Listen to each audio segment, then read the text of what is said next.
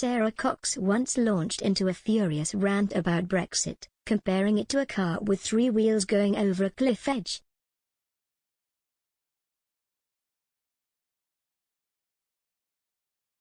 Sara is one of the UK's most in-demand presenters, having held a string of shows with the BBC. She currently hosts the Drive Time show on BBC Radio 2, and has also presented programmes such as The Great Pottery Throwdown, Too Much TV, and Back in Time for.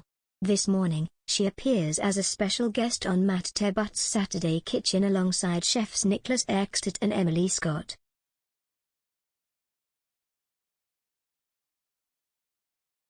Sara will likely talk about her first novel set to be published next year, Throne, the laugh-out-loud debut of friendship, heartbreak and pottery for beginners.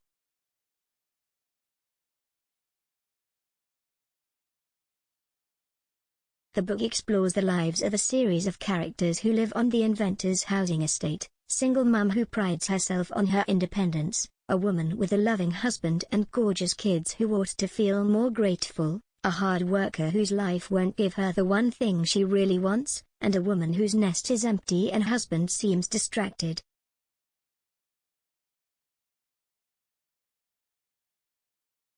Not one to stick to a clear and safe career path, Sara has often strayed away from her presenting slot and spoke on subjects as intense and contested as UK politics.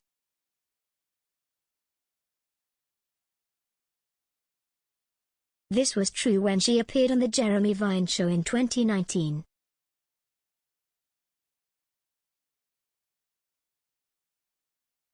While a general election had not yet been called, murmurs of a vote to break the Brexit deadlock were beginning to come through.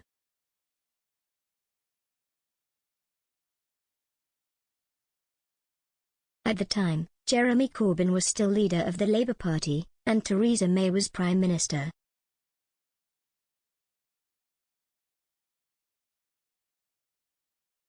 The country was in the throes of negotiating a Brexit deal, with many Remainers still holding on to the possibility of a second referendum, dubbed a people's vote.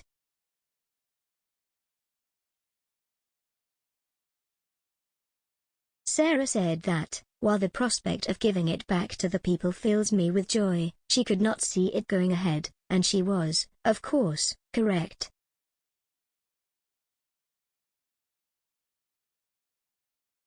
She went on to blast Mr. Corbyn's indecisive stance on a people's vote and Brexit in general.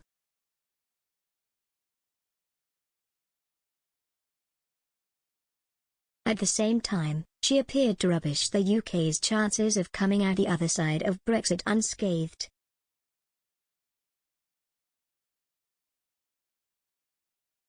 She said, the way that Cameron called a referendum in the first place for self-serving reasons, now Corbyn's doing this for self-serving reasons.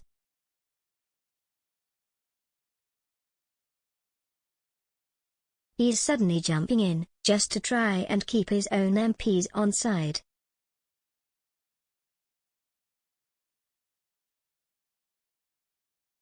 It's too little too late from Corbyn. He should have been out there in 2016 and saying exactly what he felt instead of just hiding in the wings trying to think about how he could further his own career.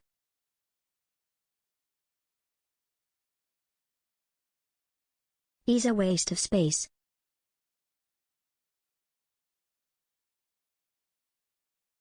She continued on the people's vote and Brexit. I've got to admit, I got quite a tickle of excitement that maybe Theresa way out of this.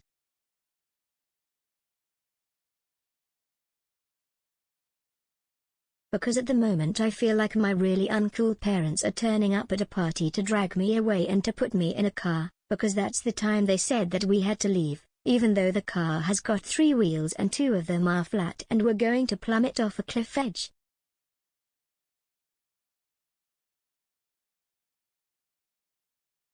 But still, they're determined to leave.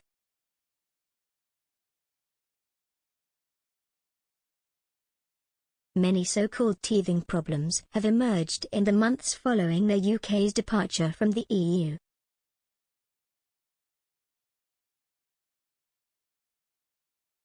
small and medium-sized businesses have been hit hard with new costly customs and administrative tasks.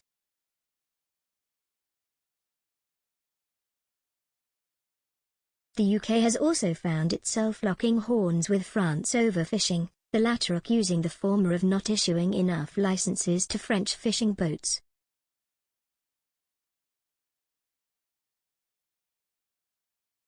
And the most recent flare-up of ill relations between Britain and the bloc comes amid a fresh migrant crisis.